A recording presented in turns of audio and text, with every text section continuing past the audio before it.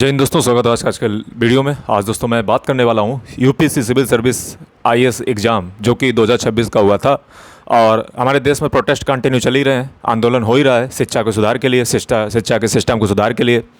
NEET के सुधार को लेकर के सरकार बार बार बात कर रही है, लेकिन आज हम यूपीएससी को लेकर बात करेंगे। और दोस्तों, अगर आज आपने जो है ये काम नहीं करवा पाया तो आप ज़िंदगी में करवा नहीं पाओगे।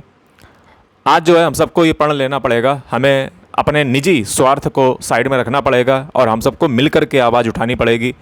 मैं इस वीडियो में कुछ सजेशन रखने वाला हूँ, साथ ही में मैं आगे की रूपरेखा बताने वाला हूँ कि किस प्रकार से जो है अगर हम कार्य करते हैं तो हमारी मांगें जो है पूरी हो सकती हैं। क्योंकि ये सिर्फ बात एक छोटी बात नहीं है, बहुत बड़ी बात है कि यूपीएससी जो है, जिस प्रकार से आपने देखा कि 2026 का 2026 का जो पेपर था जीएस का, इतना मतलब कह लीजिए भद्दा पेपर बनाया गया था, इतना बकवास पेपर बनाया गया था, जिसमें किसी भी प्रकार से जो है मतलब स्टूडेंट को परेशान करना, एक ना लेंदी पेपर बनाना, और एक प्रकार से जो है मज़ा उनको खेलने में आ रही थी, इस प्रकार से पेपर बनाया गया। और साथ ही में सिर्फ यही छोटी सी बात नहीं है, बल्कि फिर यूपीएससी ने जब प्रोविजनल की जारी की तो प्रोविजनल की जो है उसमें कई सारे त्रुटियाँ, कई सारे गलतियाँ देखने को मिली। फिर ईमेल पे जो है यूपीएससी ने उनको मंगाया और यूपीएससी कह रही है कि अब उसकी आंसर शीट हम फाइनल जो है वो 1 साल के बाद जो है निकालेंगे। यानी कि तब तक पूरा खेल हो चुका होगा, पूरा खेला हो चुका होगा, और उसके बाद जो है अगर कोई भी त्रुटि निकलती है, किसी स्टूडेंट को शक या किसी प्रकार की दृष्टि पड़ती है, तो वो जो है सुप्रीम कोर्ट जाएगा और कोर्ट के आदेश से जो है फिर उसको दोबारा मेंस की परीक्षा देने को मिलेगी। तो ये कितना जो है टिपिकल और कितना महत्वपूर्ण और कितना जो है मतलब ख़राब सिस्टम है, जहाँ पे जो है जब आपको आंसर पता है किसी सवाल के तो 1 साल का इंतज़ार क्यों कराया जा रहा है, हमें सिर्फ इतना बता दीजिए। ये प्रोविजनल की जो है, ये प्रोविजनल की क्यों है, ये फाइनल जो है आंसर की क्यों नहीं है। तो इसलिए जो है अगर आज भी हमारे देश में स्टूडेंट ने अगर ये सोचा कि हम क्यों बोलें, हमें क्या फ़र्क पड़ता है, तो याद रखिएगा एक एक करके सबको ही मारा जाएगा। ठीक है, किसी के साथ अन्याय होगा, किसी के साथ कुछ अन्याय होगा। हमारे देश में 12 से 15 lakh form UPSC civil service IAS exam के लिए भरे जाते हैं। अभी रिसेंट का देख लीजिए तो सीएपीएफ के एग्जाम में भी एक गलत क्वेश्चन पाया गया, और इसी प्रकार से यूपीएससी सिविल सर्विस एग्जाम 2026 के भी गलत क्वेश्चन पाया गया। रिफॉर्म दोस्तों कैसे होने चाहिए? रिफॉर्म दोस्तों सबसे पहला रिफॉर्म होना चाहिए, मैं यहाँ पे फटाफट अंदाज में रिफॉर्म रखूँगा। उसके बाद जो है जितने भी स्टूडेंट्स हैं वो जो है अगर ट्विटर पे नहीं है तो ट्विटर पे आ जाओ। ठीक है, तुम्हारा ट्विटर ना चलाना, ये वही बात होगी कि तुम्हारा पॉलिटिक्स जो है, सिर्फ पॉलिटिकल साइंस पढ़ लेने से तुम पॉलिटिक्स के स्टूडेंट नहीं हो जाते हो। अगर तुम पॉलिटिक्स में इंटरफेयर नहीं कर रहे हो, और तुमसे बेहतरीन कोई नहीं जानता है कि पॉलिटिक्स का क्या बेनिफिट होता है, अपनी मांगों को, पूरी जितनी भी चीज़ें होती है सबको प्रभावित कहीं ना कहीं राजनीति ही करती है। और आज का स्टूडेंट सिर्फ पढ़ने से काम नहीं बनेगा कि पॉलिटिकल साइंस पढ़ लिया तो फिर हो गया, बेकार है। फिर ऐसी पढ़ाई बेकार है, इसे पढ़ाई जो है बेकार है, इसे गुलाम बनोगे जाकर, 4 दिन बाद चाटुकार बनोगे जाकर के, समझ रहे हो, इस सिस्टम के चाटुकार बनोगे। तो तुमसे कहा जाएगा लट्ठ चलाने को, तुम लट्ठ चला दोगे तुरंत, लाठी भांज दोगे तुरंत। तुम एक बार चूँ नहीं बोल पाओगे, रिजाइन नहीं कर पाओगे, या फिर तुम कहोगे कि हम सर ये जो है आदेश पालना नहीं करेंगे, तुम कुछ नहीं कर पाओगे। तुम गलत को गलत, सही को सही करने के जो विवेक है उसको खो चुके होगे। तुम भ्रष्टाचार, करप्शन करने में बिल्कुल घबराओगे नहीं। तो इस प्रकार की मेंटालिटी जिन लोगों की हो, ठीक है, जो इस प्रकार से जो है देश के साथ अन्याय हो रहा है, ठीक है, जो स्टूडेंट के साथ यूपीएससी जो कर रही है, और यूपीएससी के चेयरमैन जी को जो ये समझना चाहिए कि स्टूडेंट मतलब वो इतना तानाशाह वाला रूप, जैसा कि हमारे देख लीजिए ना, हमारे देश में जैसा कि तानाशाही चले रही है, तो वो भी जो है सुनने की बात नहीं है। मतलब कई बार मैंने ट्वीट किया, कई बार कुछ भी प्रयास किया, और मैंने ईमेल भी लिखी, और कोई भी जो है रिफॉर्म हमें यूपीएससी की ओर से देखने को नहीं मिला।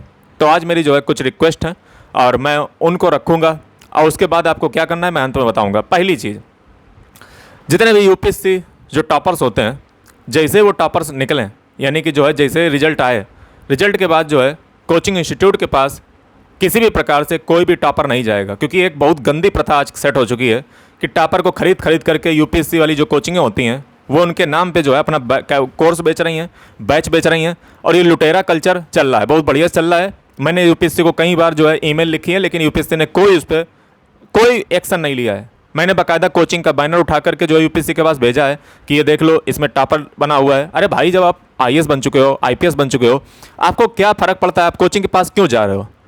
आप फ्री में थोड़ा जा रहे हो, आप पैसा लेते जाकर, करप्शन का पहले दिन, भ्रष्टाचार का काम आप वहीं पे कर देते जाकर के। पहले रिफॉर्म क्या होना चाहिए कि किसी भी प्रकार से रिजल्ट निकलने के बाद कोई भी व्यक्ति कोचिंग के पास नहीं जाएगा। जिस दिन से वो अपना कार्यभार ग्रहण कर लेगा, अगर आप आईएएस या आईपीएस जो भी बन चुके हो, तो आप कोचिंग के पास नहीं जाओगे। ये भ्रष्टाचारी बंद होनी चाहिए इस देश में, खुलेआम चल रही है, क्या फ़र्क पड़ रह जाता है? फिर अंग्रेजों में और तुम्हारी व्यवस्था में फ़र्क क्या है? फ्री में नहीं करते हो, पैसा लेकर करते होगे, फ्री में पढ़ करने के चुन लो तो तुम यूट्यूब पे वीडियो बना दो फ्री में, कोचिंग के पास क्या लेने जाते हो। यानी कि भ्रष्ट और करप्ट हैं ऑलरेडी, ये बिल्कुल सही शब्दों में आप मान लीजिए करप्ट ही हैं। और इस पर यूपीएससी बहुत अच्छे जानती है कि पूरे देश में गोरख धंधा चलता है, लेकिन यूपीएससी एक चू नहीं बोलती है। पहला रिफॉर्म।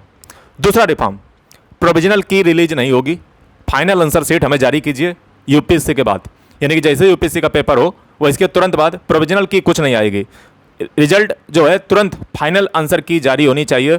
ये जो है दूसरा रिफॉर्म है, क्योंकि एक साल को इंतजार करे, फिर तुम्हारे कोर्ट लड़ने के लिए केस लड़ने जाए सुप्रीम कोर्ट में, फिर जो है मेंस उसमें बैठने को मिले, ऐसे जने ना जाने कितने लोगों के साथ अन्याय हमारे देश में होता है और होता आया है।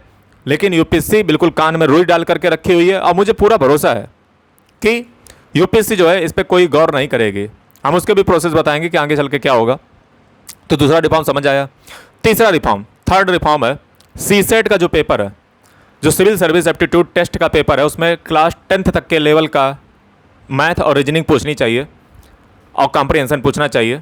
लेकिन उसमें मैं देखता हूँ कि जो साइंस के बैकग्राउंड से आते हैं, जो मैथमेटिक्स के बैकग्राउंड से आते हैं और जो इंग्लिश जो लॉर्डशिप, चूँकि उनको लॉर्डशिप लेना है, लॉर्डशिप को उठाना है, तो एक वो 33% क्वालिफाइंग पेपर इतना मजबूत बना जा रहा है, धीरे धीरे इतना ताकतवर होता जा रहा है कि उससे कहीं ना कहीं जो साइंस या मैथमेटिक्स या लॉर्डशिप के बैकग्राउंड से नहीं आते हैं, जो एलीट क्लास से नहीं आते हैं, उनको बाहर करने का पेपर हथियार ये बन चुका है सीसेट। इस सिविल सीसेट जो है क्वालिफाइंग नेचर का जो सीसेट है, इसका जो मॉडरेशन है वो सही से किया जाए, उसमें क्वेश्चन इस प्रकार से सेट किए जाएँ कि उसका लेवल जो है ऐसा लगना चाहिए कि वो जो है किसी प्रकार से फेवर नहीं करता है जो साइंस की फील्ड से आते हैं या मैथमेटिक्स की फील्ड से आते हैं, या फिर जो है एलीट अंग्रेज की औलाद आती हैं तो उनको फेवर नहीं होना चाहिए। वो जो है जो ये पेपर है सीसेट का, उसको ऐसा बनाना चाहिए ताकि वो हर कोई क्वालिफाई कर पाए। और इसका जो नेचर है, आप पहले बात समझिए, सीसेट का नेचर क्या है। सीसेट का नेचर है क्वालिफाइंग, मतलब कोई व्यक्ति अगर जीएस को पास कर ले रहा है और सीसेट को नहीं क्वालिफाई कर पा रहा है तो ये सबसे बड़ी गलती यूपीएससी की है कि कैसे नहीं पास हो रहा है। यानी कि कहीं ना कहीं आप जो है बाहर करना चाह रहे हो। ये एप्टीट्यूड तो और भी जगह टेस्ट हो सकता है, तो क्वालिफाइंग नेचर का आप क्लास 10th के लेवल का पूछिए। हम देख रहे हैं वो जेई के लेवल का पूछा जा रहा है, एक अलग ही लेवल चल रहा है।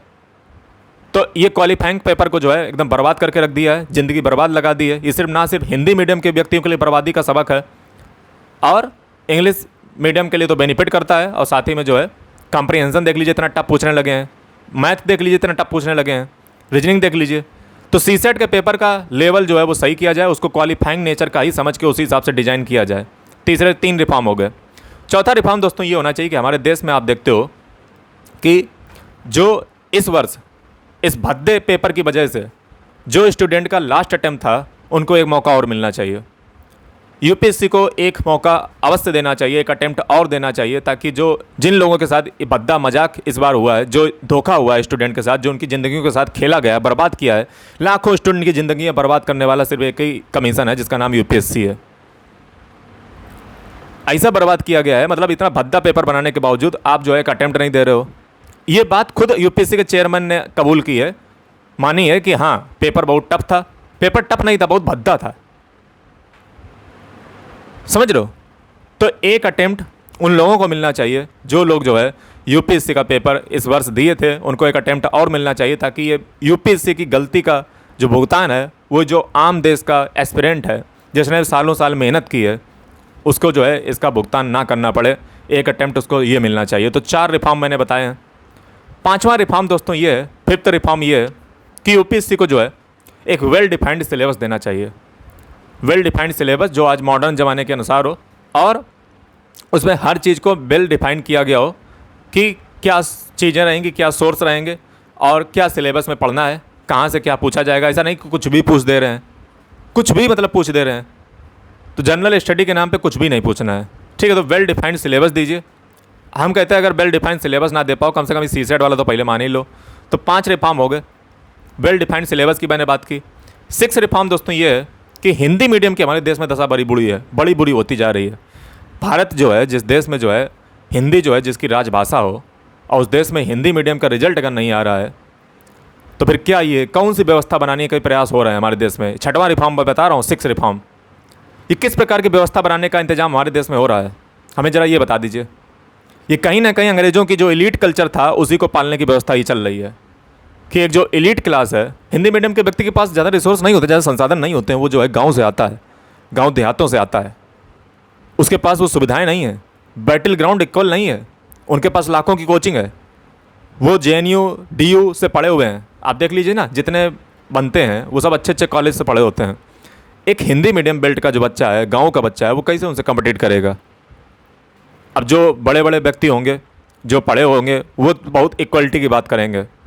तो एक बार जो है यहीं पे गांव में आओ और छप्पड़ पे डाल के पढ़ो आकर के, तुम्हारी आटा और दाल का भाव पता ना चल जाए तो हमसे कह देना आकर के।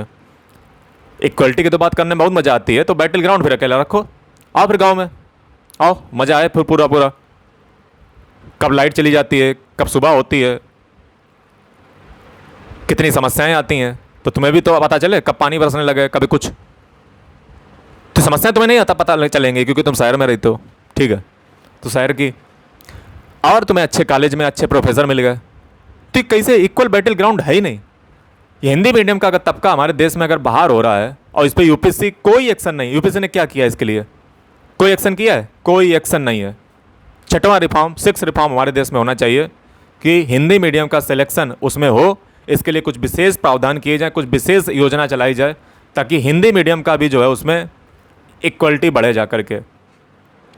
वुमेंस का रिप्रेजेंटेशन तो कंटिन्यू बढ़ ही रहा है, अच्छी बात है, लेकिन हिंदी मीडियम की बड़ी चिंता की बात है, जो कि मैं देखता हूँ। मैं हिंदी मीडियम का नहीं हूँ, पहली बात तो मैं आपको बता दूँ, मैं हिंदी मीडियम का नहीं हूँ, मैं इंग्लिश मीडियम का व्यक्ति हूँ। लेकिन मेरी पूरी जो है कंडोलेंस, जो सांत्वना है मेरी हिंदी मीडियम के साथ है कि हिंदी मीडियम का रिजल्ट हमारे देश में आना चाहिए, क्योंकि हिंदी मीडियम के व्यक्ति बहुत मेहनती होता है, उसके पास थोड़े से संसाधन नहीं मिल पाते हैं, थोड़ी सी चीज़ें उसके पास नहीं मिल पाती हैं, और इसलिए वो जो है कहीं पिछड़ जाता है। 7th रिफॉर्म जो यूपीएससी के पास होना चाहिए, 7वां रिफॉर्म ये है कि यूपीएससी को चाहिए कि एक अपना हेल्पलाइन नंबर, एक ईमेल आईडी प्रॉपर इंतजाम करे, ताकि स्टूडेंट उससे कनेक्ट कर पाएँ, प्रेशर कुकर जो है फट ना कहीं जाए। इसलिए जो है एक ऐसा प्लेटफॉर्म यूपीएससी को देना चाहिए जहाँ पे जो है हम अपनी बात को रख सकें, जहाँ पे जिले लाही जो है हमारी बात को सुन सकें, क्योंकि यूपीएससी कहाँ सुनती है, यूपी कुछ सुनती नहीं है। तो ये दोस्तों मेरे 7 रिफॉर्म थे, इनको जो है अपनी डायरी में नोट कर लीजिएगा। और इन रिफॉर्म में से अगर आप कुछ जोड़ना चाहें तो आप जोड़ सकते हो, घटा सकते हो। हालांकि जो इंपॉर्टेंट थे मैंने सोच विचार करके, मनन करके ही ये सब बोले हुए हैं, और इसके अलावा मुझे नहीं लगता है कि कोई ज़रूरी इंतजाम होगा जो आपको करना पड़ता होगा। अब दोस्तों सवाल है कि इन रिफॉर्म तो पता चल गया, ये 7 रिफॉर्म है, 7 रिफॉर्म है। सवाल ये है कि सर अब इनको रखना कैसे है? दोस्तों रखने का तरीके जो है मैं यहाँ पे इंट्रोड्यूस करने वाला हूँ। सबसे पहली गलती हमारे देश का सबसे बड़ा युवा जो यूपीएससी का है, वो ट्विटर पे अगर नहीं है, बहुत बड़ी गलती है। मैं दोस्तों आपको बता दूँ, मैं 14 वर्ष की उम्र में ट्विटर पे था, और ट्विटर में पुराना चलाता हूँ, इसलिए मुझे राजनीति की समझ बहुत अच्छे से रहती है, और इंटरनेशनल रिलेशन पॉलिटिकल साइंस में मास्टर्स तो हूँ। तो ट्विटर पे जो है आप सभी लोग अपना अकाउंट बनाइए, और उसके बाद जो है हर दिन ट्वीट स्टार्ट कीजिए डेली। अगर हमारे देश का लगभग अगर मान लीजिए 15 लाख युवा है, हम कहते हैं 15 लाख में से अगर 15,000 भी डेली अगर करने लगे ना, मैं कितना घटा दे रहा हूँ समझ रहे हो? 15 लाख में से 15,000। इसके लिए हमें एकता दिखानी पड़ेगी, इसके लिए हमें यूनिटी दिखानी पड़ेगी, इसके लिए हमें ये नहीं सोचना पड़ेगा कि अगर हम बोलेंगे तो यूपीएससी कहीं हमें बाहर ना कर दे। मैं दोस्तों हमेशा से बोलता आया हूँ, मैंने आज से 2 साल पहले यूपीएससी को धोया था, इनके सुधार को लेकर के यूपीएससी ने कोई बात नहीं मेरी सुनी। मैंने यूपीएससी को पिछले साल भी वीडियो बनाया था, तब भी मेरी कोई बात नहीं सुनी गई, और इस बार जो है आपने नतीजा देख लिया, अच्छी बात है, देखते रहो, तमाशा देखते रहो, एक दिन तुम्हारा भी कटेगा। दोस्तों मुट्ठी भर कुछ लोग होते हैं एलीट क्लास से, मेजॉरिटी जो लोग होते हैं ना वो सब गांव देहात के और जो है छोटे छोटे शहरों से आते हैं। अगर आज तुमने अपनी आवाज़ अपने हक के लिए नहीं उठाई, इस यूपीएससी को अगर तुमने आईना नहीं दिखाया, तो तुम्हारी ज़िंदगी के साथ बर्बाद कर देगा यूपीएससी।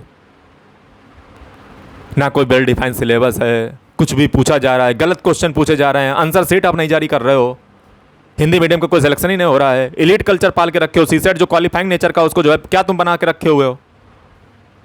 अगर आज भी तुम नहीं जागे, जितने भी लिंक हैं मेरे सोशल मीडिया के आपको कमेंट में डिस्क्रिप्शन में मिल जाएंगे, मैं ट्वीट एक मारूंगा, उसको जस्ट आपको रिट्वीट मारना है, और आप अपने अपने सोशल मीडिया से जो है ट्वीट मारिए। आपके मम्मी पापा भाई बहन कोई भी हो, सबसे कहिए कि ये ट्वीट डेली जाएगा। मतलब हम लोग एक कैंपेन ऐसा चलाएंगे संडे, ठीक है, इसको 2 बार जो है सेटल कर लेंगे, जैसा देख लेंगे, लेकिन अभी जो है हम संडे एक ऐसा कैंपेन चलाएंगे, या हम कहते हैं डेली कैंपेन चला लो, डेली कैंपेनिंग कर लो, और एक टाइम डिसाइड कर लो कि उस समय जो है कैंपेन चलेगा। और दोस्तों टाइम क्या होगा? तो वो टाइम दोस्तों ये होगा कि हम जो है हमेशा दिन के 12 बजे जो है ट्वीट करेंगे, एक साथ ट्वीट करेंगे, उसका जो टेम्पलेट है वो मैं दे दूंगा आपको ट्विटर पे, मेरे ट्विटर पे हैंडल पे जाइएगा, वहाँ पे जो आप फॉलो कर लीजिएगा, वहाँ पे आपको ट्विटर हैंडल पे जो है मेरा टेम्पलेट मिल जाएगा, उसको जस्ट कॉपी करना है, आपको पेस्ट करना है, जो हैशटैग वगैरह हैं, ठीक है, वो हैशटैग कंटिन्यू वायरल होने हैं। आपको अगर आप एक सोशल मीडिया इन्फ्लुएंसर हो या यूट्यूबर हो या इंस्टाग्राम पे कहीं पे भी एक्टिव हो, आप एक रील, एक शॉर्ट, एक वीडियो हर देश का युवा बनाएं, हर देश का युवा उसी हैशटैग के साथ, हैशटैग यूपीएससी रिफॉर्म, ये जो है चलेगा, हैशटैग यूपीएससी रिफॉर्म ये चलेगा।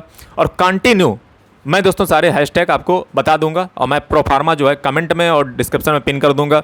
आप उसके साथ जो है वीडियो सोशल मीडिया पे पूरा एकदम वायरल कर दीजिए और डेली दिन के 12 बजे एक ट्वीट यूपीएससी को जरूर जाएगा और तब तक जाएगा जब तक यूपीएससी जो है हमारी बात नहीं सुनती है। अब पहले एक बार हम देख लेते हैं कि यूनिटी कितनी बन रही है। अगर एकता जो अच्छी बनती है तो फिर ये सिर्फ ऑनलाइन नहीं रहेगा, ये डिजिटल नहीं रहेगा, बल्कि ये ग्राउंड पे भी आएगा। तो ये हमारा पहले शुरुआत है, ये हमारा जो एक डिजिटल तरीका है। पहले हम डिजिटल तरीके से पहले देखते हैं कि यूनिटी कितनी बन रही है, एकता कितनी बन रही है। अगर आज तुमने एकता नहीं दिखाई तो धिक्कार है फिर तुम्हारे पढ़ाई पे, धिक्कार है तुम्हारी पॉलिटिकल साइंस की डिग्री पे, बेकार है तुम्हारी पढ़ाई। ठीक है, तो फिर वही जो है, इसलिए मैं कहूँगा कि आवाज़ उठाइए और दिन के 12 बजे याद कर लीजिए, मैं टेम्पलेट ट्विटर पे दे दूंगा, उसको जस्ट कॉपी करना है, खुद जो है वीडियो बनाओ, खुद जो है शॉर्ट बनाओ, खुद जो है ट्वीट करो, सबसे ज़्यादा ट्वीट का इफेक्ट। और टैग किसको करना है, तो टैग करना है आपको हमारे प्रधानमंत्री जी को, और जितने भी जो है आपको उचित लोग लगे उनको टैग करना है, और खासकर यूपीएससी के जो श्री चेयरमैन जी हैं उनको तो ज़रूरी टैग करना है।